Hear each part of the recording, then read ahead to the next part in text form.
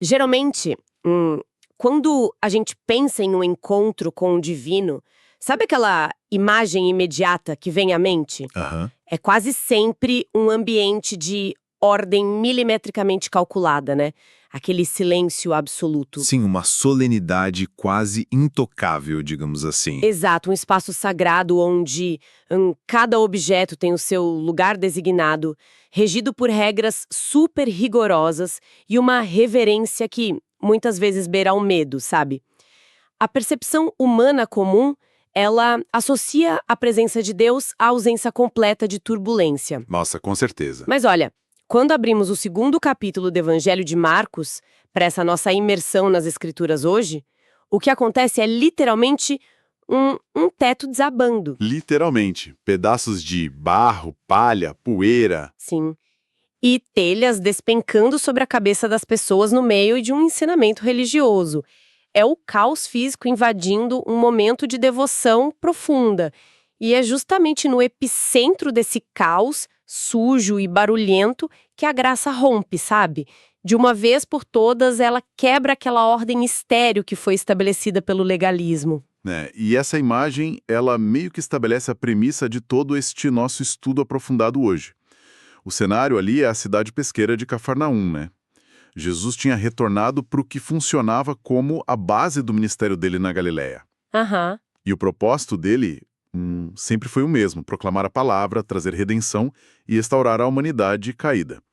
Mas o que se desenrola a partir dessa casa lotada, que, muito provavelmente era a casa de Pedro, é um embate direto, sabe? Um confronto mesmo. E isso, um confronto contínuo entre o amor encarnado do Salvador e uma religião fria.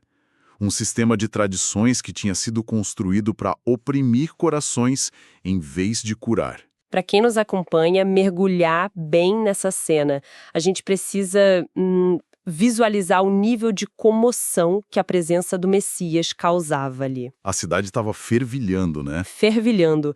Havia tanta gente desesperada por um vislumbre ou uma palavra que a casa estava simplesmente entupida. Sabe quando não passa uma agulha pela porta principal? Imagino que o ar lá dentro devia estar pesado, inclusive. Nossa, muito pesado. E nesse cenário, que era tipo intransponível, entram 4 homens carregando um amigo paralítico. E detalhe, eles não traziam uma maca moderna, um equipamento médico sofisticado. O texto grego ele usa a palavra krábatos. E o uso desse termo, krábatos, ele tem um peso social muito profundo para a narrativa. É mesmo? Como assim? É que se refere essencialmente a uma cama de pobre, sabe? Um esteirão fino, grosseiro. Era o leito de alguém que era totalmente destituído de recursos. Alguém que vivia de esmolas e dependia inteiramente da bondade alheia para existir. Caramba! E aí esses 4 amigos, ao baterem de frente com a barreira da multidão, tomam aquela atitude drástica, né? Super arriscada, porque a arquitetura comum das casas na Judéia e na Galileia do primeiro século, elas incluíam umas escadas externas que davam acesso a um teto plano. Aham. E esse teto não era feito só de telhas fáceis de tirar. Consistia em vigas de madeira bem pesadas e cobertas por uma camada densa de galhos, palha e uma grossa crosta de barro que secava ao sol. Então, destelhar aquilo significava cavar com as próprias mãos, né? Ou com ferramentas improvisadas, sim. Exigia um esforço físico brutal. Dá pra imaginar o impacto lá dentro. Tipo, Jesus tá lá no meio da pregação e de repente começa a chover terra do teto. A luz do sol entra rasgando a penumbra da casa e uma maca é baixada pelo buraco, aterrissando no chão bem diante dele. Uma cena de filme. Totalmente.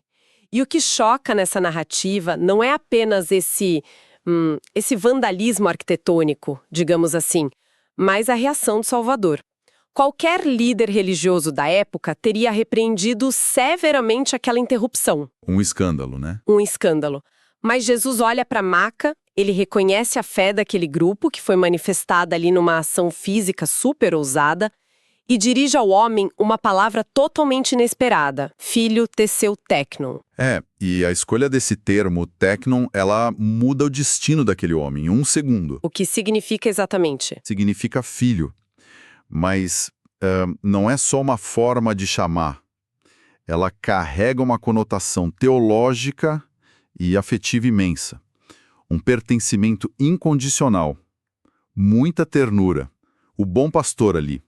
Ele vai direto na raiz invisível do sofrimento. E qual era essa raiz? Bom, na mentalidade teológica da época, sabe? A doença física grave e a paralisia eram quase sempre lidas como consequências diretas de pecados ocultos. Pecados inconfessáveis. Ah, o famoso, o que será que ele fez para merecer isso, né? Exato. Então aquele homem atirado no chão, sem controle sobre os músculos, ele provavelmente carregava uma dor ainda pior que a paralisia física. O peso do estigma. Hum, Isso, o peso de ser visto pela sociedade toda como um amaldiçoado.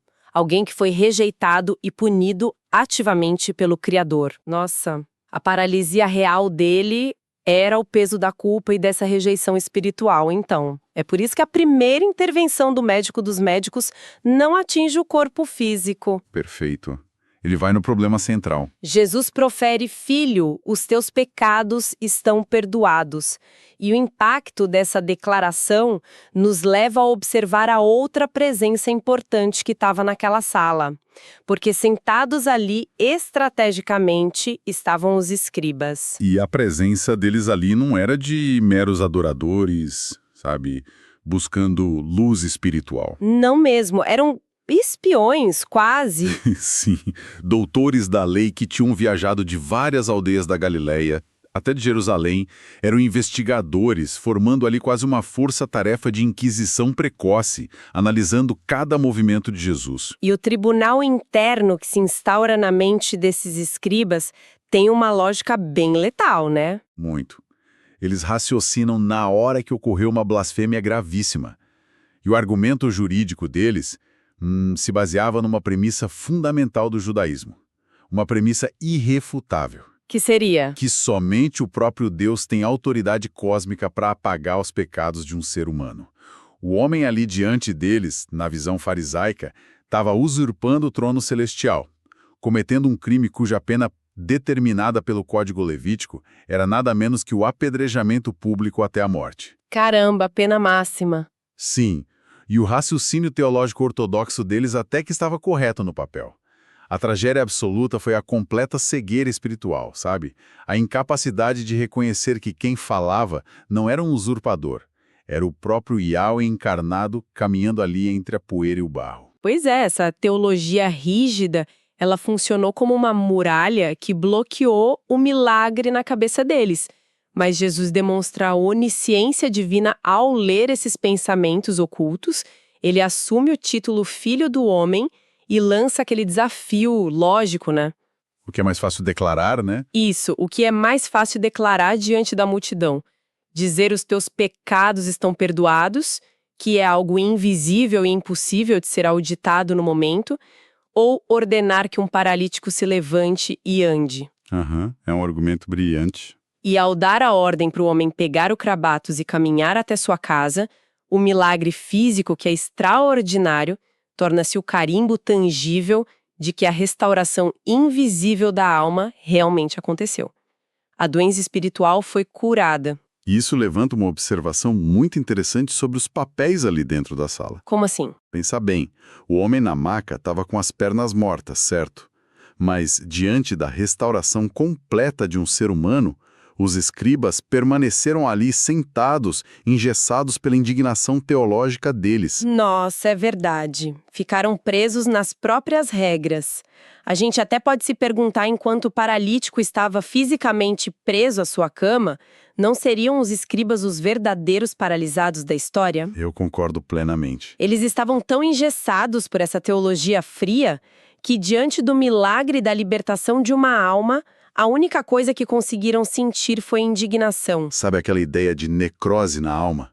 É isso que o farisaísmo provoca. O endurecimento dos corações em defesa de dogmas cegou aqueles líderes. Um cego para o fato de que a glória de Deus estava operando na prática, bem diante dos olhos deles. Preferiram a regra ao invés da vida. Exato. Eles escolheram proteger o próprio status teológico em vez de celebrar a ressurreição social e espiritual de um filho de Abraão. E essa onda de graça que subverte as expectativas, ela não se limita às paredes daquela casa destelhada. O choque, ele rapidamente se move para as ruas movimentadas de Cafarnaum. Envolve alguém que o sistema religioso da época considerava assim, além de qualquer possibilidade de redenção. Ah, o encontro com Levi. Exatamente. O Salvador caminha até a coletoria de impostos, dá de cara com Levi, o publicano, e faz um chamado super direto. E aí, a escolha de Cafarnaum e a posição de Levi exigem um contexto histórico, né, para a gente entender o tamanho do escândalo que isso foi. Conta pra gente. Cafarnaum ficava numa rota comercial estratégica e internacional, a Via Maris. E o Império Romano, ele não usava funcionários públicos próprios para a arrecadação local na Judéia. Eles terceirizavam o serviço. Então o Levi era meio que um terceirizado de Roma. Isso. O Império estipulava uma cota fixa de impostos para a região e vendia o direito de cobrança para residentes locais. Aí esses cobradores entregavam a cota de Roma e lucravam com tudo que conseguissem extorquir a mais da população. Ah, então eles literalmente tiravam vantagem do próprio povo. Sim, transformava figuras como Levi em parasitas, trabalhando para um império estrangeiro opressor em troca de uma riqueza totalmente suja. Entendi. O nível de aversão pública por um publicano transcendia a questão financeira, então. Era um abismo social e religioso, porque, apenas encostar um cobrador de impostos ou entrar na casa dele contaminava cerimonialmente um judeu. Eram considerados tão impuros quanto os piores gentios. Intocáveis, praticamente. E mesmo assim, o olhar de compaixão e autoridade recai sobre Levi com aquela frase marcante, segue-me. O impacto é tão imediato, né?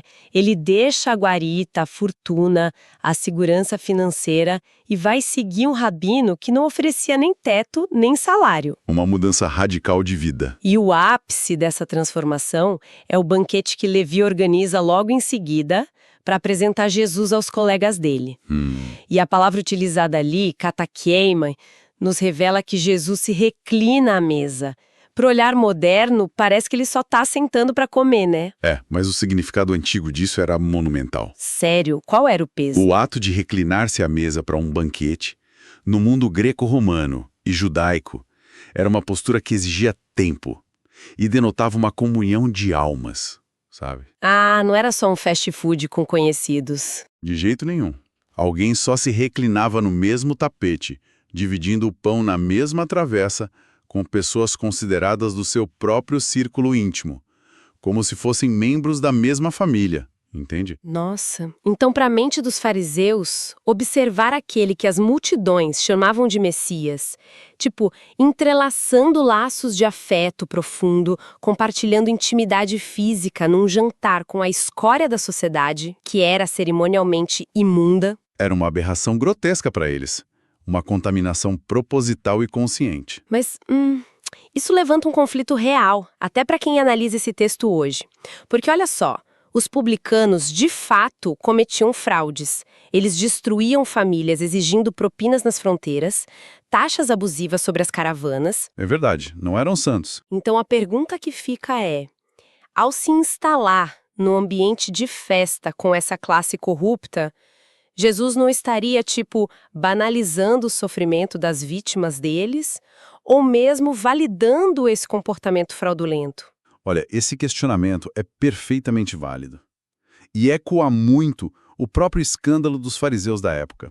Como a gente entende isso, então? A chave mestra para entender a atitude de Cristo está na própria resposta dele às críticas. O Salvador declara: os sãos não precisam de médico, e sim os doentes. Não vim chamar justos, e sim pecadores. A analogia do médico. Exato. Ao entrar no ambiente da doença moral, o médico não está atestando que a patologia é aceitável ou que a fraude é legítima. Ele está ali justamente porque a doença existe e é letal. O banquete na casa de Levi não endossa a transgressão de forma alguma, mas acolhe corações que finalmente reconheceram a sua vulnerabilidade. Faz todo sentido. A vulnerabilidade daqueles excluídos era a porta de entrada para a graça, né? Os pecadores ali reconheciam a miséria espiritual deles. Não haviam aquelas fachadas de santidade a manter diante do Redentor. E o contraste com os fariseus é devastador nesse ponto. Porque os líderes religiosos sofriam de uma ilusão de saúde perfeita. Eles tinham erguido um edifício inteiro de justiça própria, baseado no cumprimento de regras bem superficiais, sabe? Aham. E isso servia só para mascarar corações dominados pelo orgulho e pelo julgamento. A intervenção médica da graça requer o consentimento do paciente. O médico das almas não pode aplicar a cura da redenção em alguém que insiste em fraudar o próprio prontuário espiritual e afirmar que não tem pecado, né? Brilhante essa analogia do prontuário. E essa resistência orgulhosa à graça, ela não cede facilmente. Porque quando o argumento de quem é merecedor do perdão desaba perante a lógica do médico e dos doentes, a hostilidade muda de tática. Eles não desistem. Não desistem. O ataque deixa de focar em com quem o mestre compartilha o pão e passa a atacar como os seguidores de Jesus exercem a devoção. E o jejum ritual passa a ser tipo o novo campo de guerra. Verdade, a crítica muda de alvo. Eles observam que os discípulos de João Batista e do próprio farisaísmo estavam no meio de seus jejuns regulares, enquanto o grupo de Jesus se recusava a participar daquela prática fúnebre. E para a gente dimensionar a importância disso para quem está ouvindo, o jejum era um dos principais pilares do orgulho moral na época. Registros como o antigo tratado judaico Megilit Tanit revelam que os fariseus de maior prestígio jejuavam de forma rigorosa 2 vezes na semana. Geralmente às segundas e quintas, né? Exatamente. O problema não estava no jejum em si, lógico. O jejum é uma prática que, quando autêntica, quebranta a alma e gera dependência do Criador. Claro. A corrupção estava no fato de que o ritual tinha se transformado em um comércio espiritual. O jejum virou uma tentativa humana de acumular méritos, exibir superioridade moral nas ruas e apaziguar os ânimos de uma divindade que eles compreendiam como sendo implacável e eternamente insatisfeita. Tratava-se de barganhar com o divino através do sofrimento corporal. E quando ele é questionado sobre isso, Jesus novamente subverte o pensamento da época, apresentando-se não como um legislador exigente, mas usando a figura poética e profética do noivo. E essa figura do noivo é muito poderosa, né? Muito. O Antigo Testamento frequentemente usava o casamento para descrever a aliança redentora de Deus com o seu povo. Então a resposta do Messias aponta para o absurdo, que seria lamentar e passar fome enquanto o noivo, que é a própria manifestação da presença alegre de Deus, habita no meio da festa. O luto contínuo e a expiação de dívidas impagáveis, sabe, perdem totalmente o sentido diante da graça que cancela a dívida.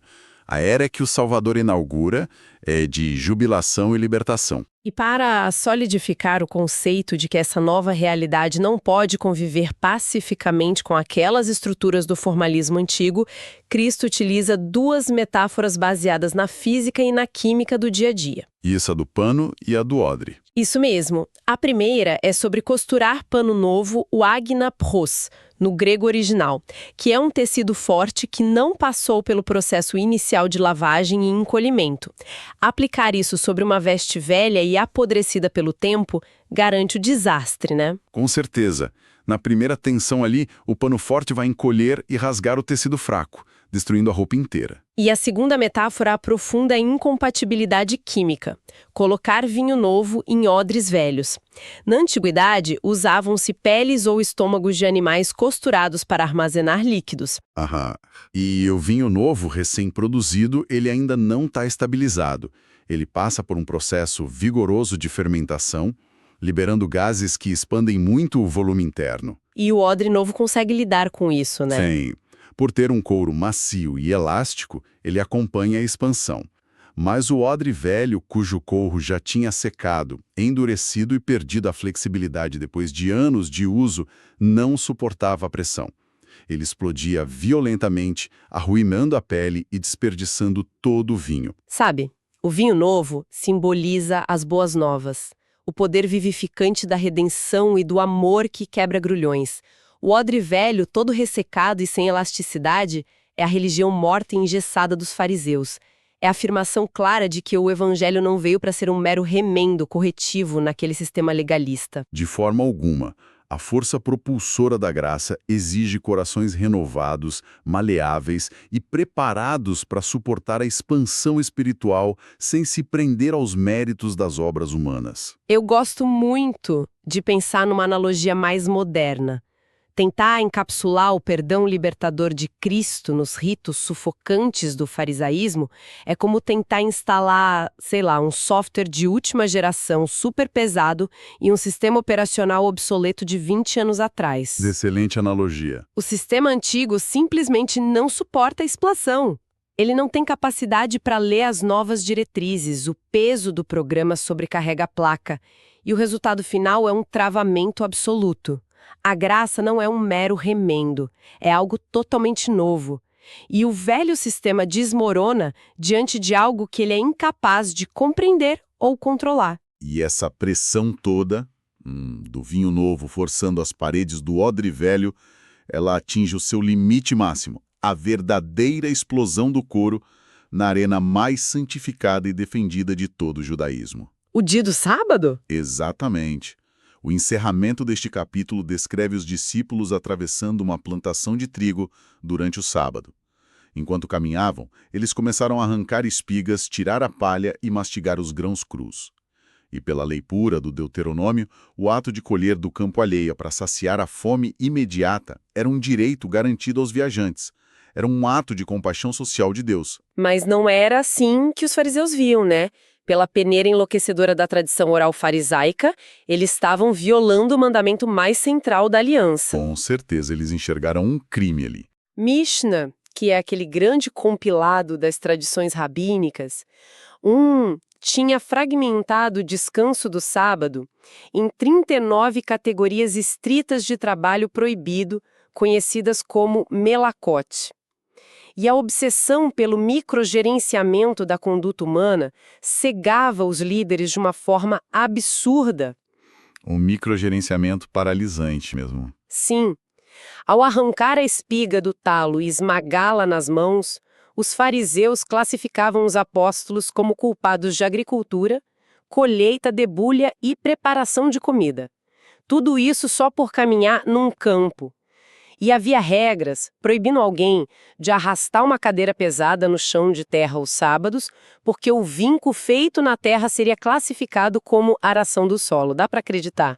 É o nível máximo do legalismo, né? E tinha também aquelas restrições que definiam a distância exata que um corpo humano poderia se deslocar a partir de sua casa, criando a infame restrição da jornada de um dia de sábado, que, na prática, mantinha todo mundo prisioneiro na própria vizinhança. Como que eles transformaram um presente de Deus em uma camisa de força espiritual. Pois é. E como sempre ocorre quando a espiritualidade morre e dá lugar à lei implacável, surgiu uma teia de hipocrisias e buracos na lei criados pelos próprios intérpretes. As famosas brechas, né? Isso. Para contornar a jornada do sábado, religiosos podiam enterrar ou esconder pequenas porções de pão em intervalos específicos nas estradas no final da sexta-feira. E por que isso? Porque, pela lei deles, onde quer que houvesse alimento do homem, aquele lugar passava a ser a extensão legal do seu lar. Ah, entendi. O que reiniciava o contador de distância, permitindo caminhadas muito maiores. Que hipocrisia! Exatamente. O verdadeiro propósito de alívio contínuo contra a exaustão do trabalho tinha desaparecido debaixo de toneladas de jurisprudência absurda. A ânsia desesperada do ser humano de controlar a própria justificação transformou o refúgio do Éden em uma prisão psicológica e espiritual. A essência do amor de Deus foi substituída pela salvação através de obras e regras sem sentido. E Jesus desfere o golpe de misericórdia nesse sistema, e ele faz isso invocando as escrituras que eles mesmos alegavam dominar. Ele traz à tona um episódio envolvendo Davi, fugindo com seus soldados, num estado de necessidade profunda. Aquele episódio do pão da proposição. Isso. Davi entra no local sagrado na época do sumo sacerdote Abiatar e come os pães da proposição consagrados diante de Deus. Pães que ritualmente pertenciam apenas aos sacerdotes. O Salvador demonstra ali que a sacralidade da vida e a misericórdia sobre a fome humana sobrepujam completamente os protocolos cerimoniais e as tradições feitas pelo homem. E o ápice dessa confrontação se condensa em um dos axiomas morais mais impactantes já proferidos nas Escrituras, sabe? Sim. Jesus decreta: o sábado foi estabelecido por causa do homem e não o homem por causa do sábado. O repouso não foi desenhado por Yahweh para ser uma divindade severa, a qual a humanidade deva servir com sacrifícios e proibições sádicas. Jamais. Foi concebido como um presente celestial inestimável, né? Um tempo sagrado para interromper a ansiedade da sobrevivência, restaurar o corpo e desfrutar livremente da comunhão do Criador. E logo em seguida o Filho de Deus reivindica o domínio absoluto sobre a controvérsia, declarando-se o Senhor também do sábado. Perfeito. Como o criador da instituição, somente ele detém a autoridade para resgatar o dia desse cativeiro de regras humanas e devolvê-lo ao verdadeiro propósito redentor. E olha, o percurso através dessa narrativa toda que a gente viu hoje exibe uma simetria simplesmente assombrosa da obra do Messias. É um arco narrativo completo. Tudo começa na quebra do teto, retirando um filho de Deus do exílio do próprio corpo e perdoando a culpa que esmagava a alma dele. Depois, passa pelo mar acolhendo aquele publicano que a religião rejeitava e avança desmantelando a tristeza ritualística dos jejuns farisaicos. E culmina no resgate do sábado, a instituição milenar do descanso, libertando-a da ditadura do esforço humano. É a obra contínua e irrepreensível do médico dos médicos, sabe? Operando a restauração profunda da alma em face de um mundo completamente paralisado. Maravilhoso. E o impacto dessas intervenções confronta a nossa própria visão atual sobre espiritualidade? Sem dúvida, porque a transformação oferecida ali não requer barganha, não requer méritos pré-fabricados ou controle rigoroso. Requer unicamente corações desarmados diante da graça imerecida do Redentor que se aproxima em amor. E esse retrato do Salvador, ele exige uma internalização que transcende a mera compreensão intelectual do texto antigo. No capítulo 2 do Evangelho de Marcos, vemos Jesus perdoando e curando um paralítico, demonstrando seu poder tanto sobre o físico quanto sobre o espiritual. Esse relato nos convida a refletir sobre a importância de buscar a Jesus, não apenas pela cura física, mas principalmente pela transformação espiritual que ele oferece. Assim como o paralítico foi levado até Jesus por seus amigos, somos chamados a levar nossas preocupações e pecados ao Senhor, confiantes de que Ele tem o poder de nos perdoar e renovar. Que possamos abrir nossos corações para essa graça transformadora hoje e permitir que Jesus nos restaure completamente. Amém. E assim, de volta àquele cenário da poeira caindo e das frestas do legalismo se rompendo pelo teto destelhado, fica então a reflexão final para os corações que nos ouvem hoje. Ao longo da nossa própria caminhada de fé, estamos permitindo que a graça de Cristo seja um vinho novo que expande e transforma as nossas vidas? Ou ainda estamos tentando engarrafar o amor infinito de Deus nos velhos odres das nossas próprias regras e julgamentos?